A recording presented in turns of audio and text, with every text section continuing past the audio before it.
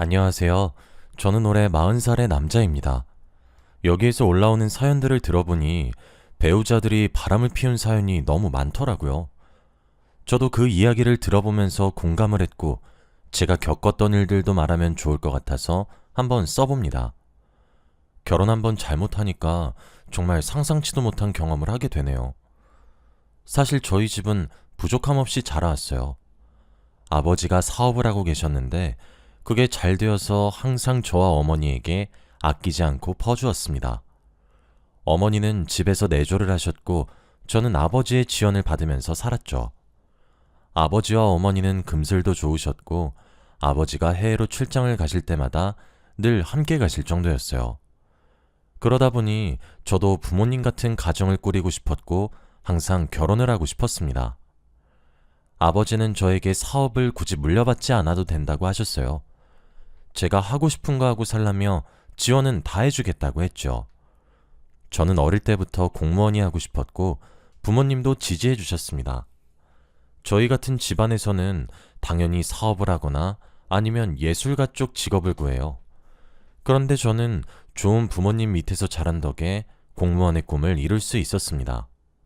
원래 사업가들끼리 비밀스럽게 주기적으로 모이는 잔치 같은 게 있어요. 저희 가족도 항상 그 자리에 초대를 받았지만 가지 않았습니다. 아버지는 그런 곳에 참석하지 않아도 사업이 문제가 없다고 했고 굳이 사람들이랑 가식적으로 이야기를 주고받기 싫다고 하셨죠. 아버지는 뚝심 있는 사람이라 한번 결정한 일은 절대 의견을 바꾸지 않았고 다행히도 아버지의 선택이 항상 옳았기 때문에 사업도 성공적이었던 것 같습니다. 그리고 저는 30대가 되었고 여전히 가족들과 함께 살았죠. 어느 날 아버지가 저를 조심스럽게 부르시더라고요. 저에게 이제 결혼을 하라고 했고 정략 결혼을 하라고 했습니다. 아버지 사업과 손잡으면 더 좋은 회사의 자식과 결혼하라고 했죠. 저는 솔직히 사랑하는 사람과 만나고 싶은 마음이 컸지만 그래도 아버지의 의견을 따랐습니다. 아버지 말을 들어서 후회한 적이 단 한 번도 없었거든요. 저는 알겠다고 했고 아버지는 저에게 한 가지 명심을 하라고 했습니다. 절대 저희 집안에 대해서 말하지 말라고 했죠. 잘 사는 거 티내지 말고 항상 검소하게 살라고 했습니다. 저는 왜 그렇게 해야 하는지 이유도 묻지 못했고 그저 알겠다고만 했죠. 그리고 저는 결혼할 여자와 첫 만남을 가졌습니다. 솔직히 얼굴이 예쁘신 편은 아니었고 굉장히 평범했어요. 그래도 좋은 집안에서 자라셔서 그런지 머리부터 발끝까지 싹 다 명품이더라고요. 하지만 저는 넉넉한 형편에 비해 되게 검소하게 삽니다. 굳이 명품에 대한 필요성을 못 느끼기도 하고 공무원 일을 하다 보면 명품을 입을 일이 없어서 그냥 아울렛 같은 곳에서 옷을 사죠. 저의 그런 모습을 보고 상대 여성분은 많이 실망한 듯 보였습니다. 그리고 저의 직업에 대해서 묻더라고요. 제가 공무원이라고 답하니 더 실망하셨죠. 네? 제가 공무원이랑 결혼을 해야 한다고요?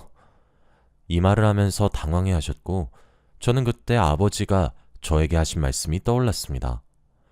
이래서 아버지가 저희 집안에 대해 일절 말하지 말라고 하셨나 싶었죠. 그 여자는 언뜻 봐도 저희 집안에 대해 전혀 알지 못하고 이 자리에 나온 것 같았습니다. 저희 아버지가 기업가들 행사도 전혀 참석을 안 하시고 사업을 점진적으로 확장만 해오셔서 아버지의 존재에 대해 아시는 분이 몇 없어요. 아예 아버지의 얼굴도 모르는 사람도 많습니다. 그래서 그 행사에 모두 참석하는 상대 여성분 같은 사람은 저희 집안을 전혀 알 수 없었죠. 그 사람도 단순히 자기 아버지가 나오라고 해서 나왔다고 합니다. 들어보니 지금 같이 살고 있지 않다고 하더라고요. 해외에서 살고 있다고 했죠. 그러면서 와인을 한 잔 두 잔 걸쳤는데 자신의 가정사 이야기를 술술 늘어놓기 시작했습니다. 딱 봐도 그 여자는 취한 듯 보였고 눈이 반쯤 풀린 채 이야기를 했죠. 그 여자가 말하기를 자신의 어머니가 첩이라고 했습니다. 해외에 계시는 분은 가족 관계 증명서에 자신의 아빠로 등록도 안 되어 있대요. 본처와 함께 해외에서 거주 중이라고 했고 한국에서는 자신과 첩인 어머니와 둘이서 살고 있다고 했죠. 항상 돈만 보내고 애정도 없이 자랐다고 합니다. 아버지의 얼굴을 본 기억도 잘 없다고 했죠. 그래서 이런 공무원이랑 결혼시켜서 버리려고 하는 건가? 라는 말을 하더군요. 아마 아버지와 상대 여성분과의 대화가 없다 보니 저희 집안에 대해 전혀 들은 게 없는 것 같았습니다.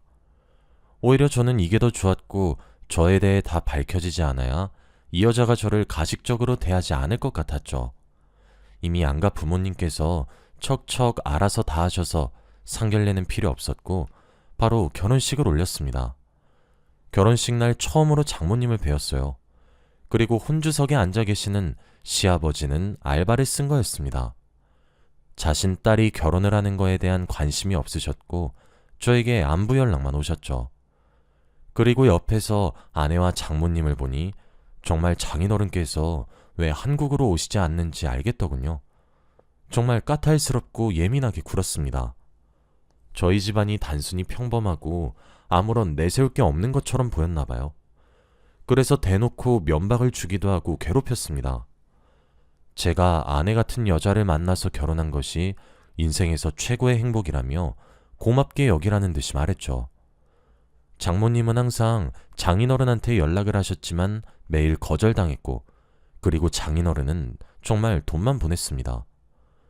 저는 항상 화목한 집안에서 자라와서 이런 류의 가족은 처음 봤어요. 처음에는 굉장히 놀랐고 신선했지만 지금은 얼추 적응이 되었습니다.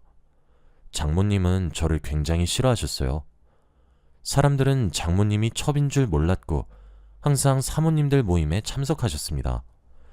그런데 공무원인 저를 굉장히 부끄러워하셨고 저를 그 자리에 데려가지도 않았죠.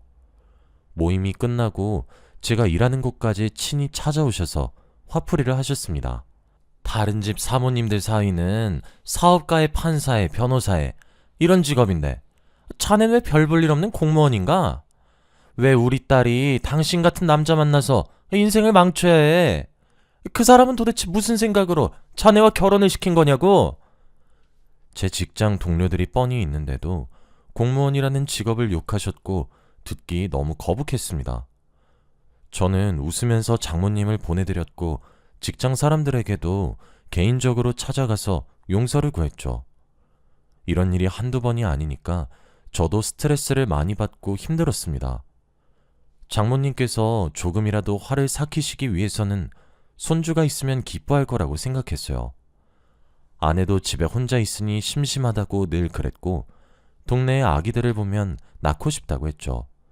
그래서 진지하게 아내와 이야기한 끝에 본격적으로 임신 준비를 했습니다. 속으로는 아내가 아이를 낳으면 조금 더 가정에 충실해질 줄 알았어요. 그리고 철도 들어서 행복한 가족이 될 수 있을 줄 알았죠. 아내가 임신하는 동안 제가 옆에서 살뜰히 챙겨주고 아무것도 하지 말라며 제가 다 했습니다. 퇴근하고 집에 돌아와서 아내 뒷바라지하느라 늘 새벽에 잠들었고 아내가 출산을 할 때도 옆에 꼭 있어 주었죠. 장모님은 자신의 딸이 아픈 게 다 제 탓이라며 화를 내기도 하셨지만 그래도 딸이 태어난다는 생각에 모든 게 다 기뻤어요. 그리고 저희 공주님이 태어났고 앞으로 행복한 날들만 있을 줄 알았습니다. 아내는 생각보다 더 딸에게 애틋했어요. 어떻게 이렇게 작고 귀여운 게 자신의 몸에서 나왔냐며 너무 좋아했고 장모님도 큰 소리를 내는 일도 줄어들었고 저희 딸을 아껴주셨죠. 드디어 다른 가족들처럼 행복할 줄 알았습니다. 그런데 얼마 가지 못했어요. 아이가 커갈수록 육아가 더 힘들고 고된 거 다들 아시죠? 저는 출근을 한다고 아내 옆에 있지 못하니 아내 혼자 딸을 감당해야 했습니다. 매일 울고 떼쓰는 애를 키우기 힘들다며 갑자기 어느 날부터 베이비시터를 고용하더라고요. 그리고 아직 분유를 먹이면 안 되는 갓난 애기한테 분유를 먹였습니다. 솔직히 딸을 위해서는 아직 이르다고 말을 했지만 아내는 그럼 내 몸이 다 망가지잖아 라고 하며 무조건 분유를 먹여야 한다며 고집을 피웠죠. 그리고 스트레스를 풀러간다고 하면서 장모님과 매일 몇백만 원씩 쇼핑을 하러 다녔고 딸에게는 점점 무관심했습니다. 오히려 저와 베이비시터가 만날 일이 더 많을 정도로 집에도 잘 안 들어왔죠.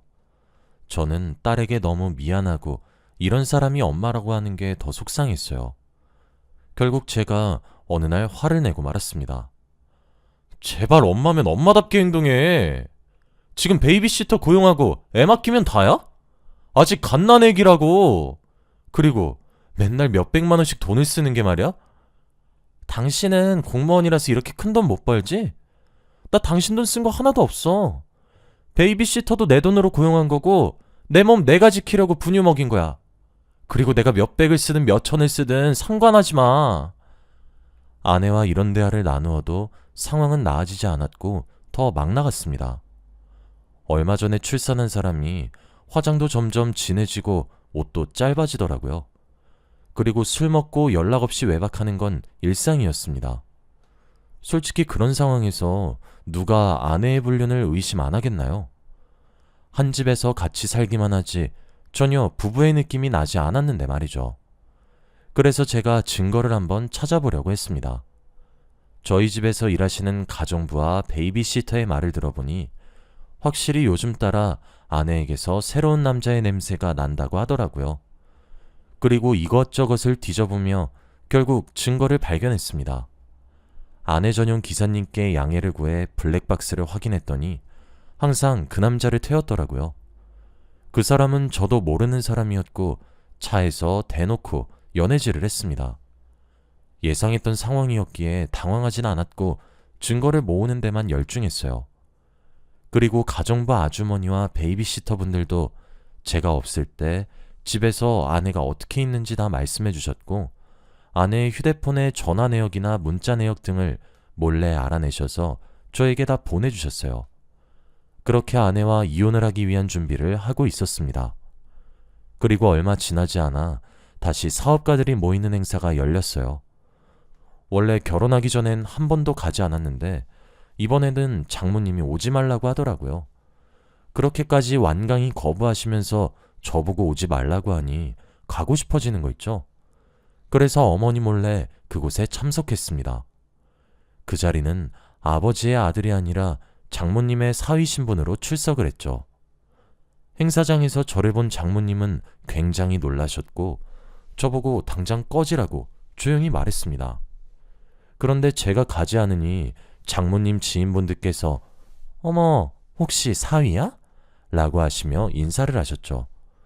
그리고 다들 저에게 무슨 직업을 가지고 있냐고 물었을 때 당당히 공무원이라고 했습니다. 분위기가 싸해졌고 장모님의 얼굴은 붉게 달아올랐죠.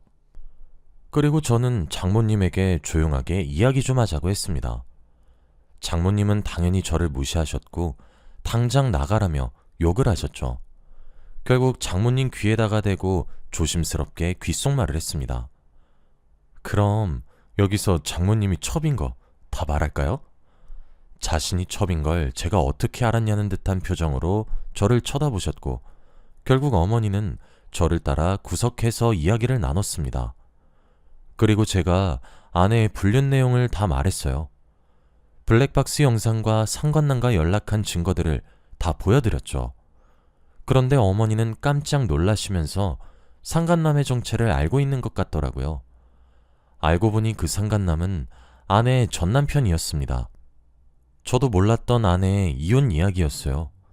저에게 꼭꼭 숨기고 저와 재혼을 한 거였습니다. 그런데 아버지의 반대로 이혼하게 되었고 결국 아버지가 정해준 저와 결혼을 한 것이었죠. 장모님은 그 영상을 보시며 놀라셨지만 반응은 당당했습니다.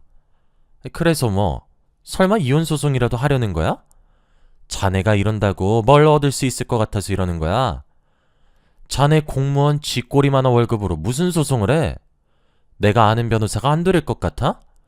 이거 자네 무덤 파는 짓이야. 그리고 우리 딸이 왜 다시 전 남편을 만나겠어? 자네가 남자 구실을 못하니까 애가 밖으로 나다니는 거 아닌가? 이혼하면 자네만 더 손해야. 길바닥에 나앉고 싶으면 그렇게 해. 장모님은 누가 제 말을 믿어줄 것 같냐며 지금 당장 첩이라고 밝혀도 상관없다고 했고 오히려 저를 명예훼손으로 고소한다고 했습니다. 뻔뻔하게 나오는 걸 보니 더 이를 갈게 되었고 본격적으로 복수를 하기로 했습니다. 그리고 저는 아버지께 찾아가 모든 증거를 보여드리고 이혼을 하겠다고 말씀드렸어요. 원래 화를 잘 안 내시는 분이라 제가 이런 충격적인 증거들을 보여드려도 놀라지 않으셨고 바로 외국에 계시는 장인어른께 전화를 드려 이혼을 시키자고 했습니다. 장인어른은 무슨 일인데 그러냐며 놀라셨고 아버지는 비서를 시켜 증거들을 모두 장인어른께 보냈죠. 그리고 몇 시간 뒤 장인어른한테서 개인적으로 전화가 왔습니다. 제발 딱 한 번만 용서를 해달라고 했어요. 솔직히 저와 아내의 결혼이 장인어른 회사에 많이 도움이 되었습니다. 그래서 이혼을 하게 되면 손해를 보는 경향이 더 많았죠. 장인어른의 모습을 보고 마음이 아파서 솔직히 고민할 뻔했습니다. 그런데 오히려 당당한 태도를 보이는 장모님과 아내를 보고 마음이 식었죠. 장인어른께 죄송하다고 말씀드리며 힘들어서 더 이상 아내와 살지 못하겠다고 말씀드렸습니다. 그리고 저는 아내와 사는 집으로 왔죠. 여전히 아내는 들어오지 않았고 저는 잠에 들었습니다.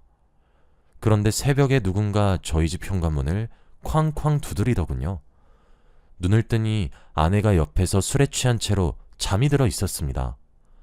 아직 아무 일도 모르는 것 같았고 저는 거실로 나가 누군지 물었죠. 그런데 장인어른이었습니다. 해외에 있어야 하는 분께서 어떻게 왔나 싶었더니 장인어른 같은 분이라면 전용기 하나쯤은 있을 것 같았죠.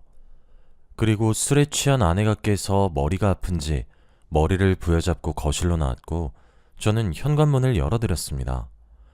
집 안으로 들어오시자마자 아내를 보고 뺨을 내리치셨어요. 장인어른은 화가 많이 나 보였고 아내는 영문도 모른 채 뺨을 맞은 사람이 되었죠.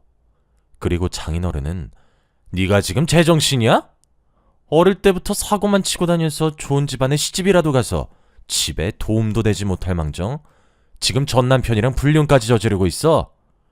내가 네 엄마랑 괜히 꼬였어. 다 내 잘못이다. 너 더 이상 내 딸 아니다. 당장 나가! 라고 했어요. 아내는 화들짝 놀랐고 저희 집이 무슨 집이냐고 물어보았습니다. 그리고 장인어른께서 저희 아버지가 운영하시는 회사의 이름을 말하는 순간 아내는 놀라서 다리에 힘이 풀렸죠.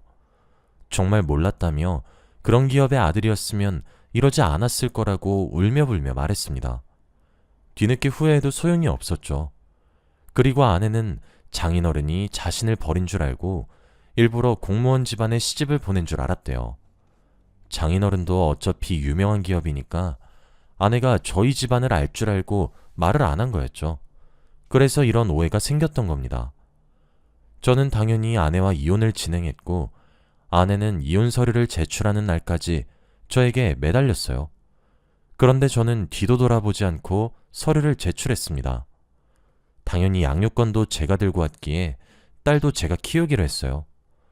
장인어른은 더 이상 아내와 장모님께 돈을 보내지 않았고 정말 길바닥에 나앉은 건 그 둘이었죠. 저는 속으로는 조금 불쌍하긴 했지만 도와주고 싶지 않았습니다. 과거에 저한테 대했던 행동들을 생각하면 화가 미친 듯이 나거든요. 어떻게 그런 말을 할 수 있나요? 그리고 저는 딸과 함께 둘이서 살고 있습니다. 딸은 워낙에 아내가 키우지 않아서 엄마를 찾지도 않아요. 아내는 딸을 핑계로 계속 다시 재혼하자고 하는데 아예 무시하고 있습니다. 딸이 이제는 어느 정도 커서 학교도 다니고 하고 있어요. 엄마에 대해 전혀 궁금해하지도 않고 보고 싶지도 않다고 합니다. 아마 대충 엄마가 어떤 사람인지 기억에 있을 거고 분명 좋지 않은 엄마였겠죠. 전 와이프는 아직도 주기적으로 연락이 와서 다시 만나달라고 애원하지만 그럴수록 저는 더 철벽을 치고 연락처를 차단합니다. 그런데 그러면 소름 돋게 다른 전화번호로 다시 연락을 해요. 정말 무서운 여자입니다. 그리고 가끔씩은 자신의 어머니와 함께 제가 일하는 직장까지 찾아오셔서 다시 합쳐달라고 부탁하세요. 저도 너무 창피하고 직원들한테 피해를 끼치는 것 같아서 결국 쥐도 새도 모르게 다른 직장으로 옮긴 적도 많습니다. 여러분은 저 같은 일 겪으신 적 있으신가요? 다들 사람을 겉만 보고 판단하지 맙시다. 저는 공무원이란 직업이 너무 좋거든요. 아무튼 저희 이야기는 여기까지입니다. 들어주셔서 감사합니다.